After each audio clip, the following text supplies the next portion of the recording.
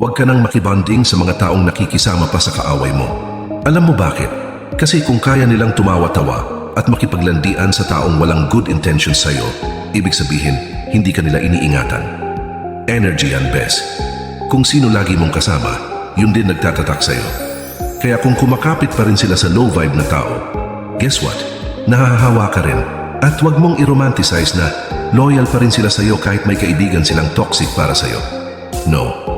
Ang totoong kaibigan, hindi pinapapasok ang kalaban sa circle nyo. At ito pa, yung kasabihan na walang masamang tinapay. Sorry, pero hindi totoo yan. Sa metaphysical level, may mga tao talagang ang dala ay amag at panis na enerhiya. At kung ipipilit mong lunukin, ikaw ang mauubusan ng lakas. Kaya piliin mo, kakain ka ba ng tinapay na fresh at life-giving? O yung tinapay na galing sa tray ng kaaway mo? Remember, bonding is not just chika time. Portal yan ng vibration. Kung di nila kayang pumili ng side, ikaw na ang pumili. Piliin mo ang peace of mind mo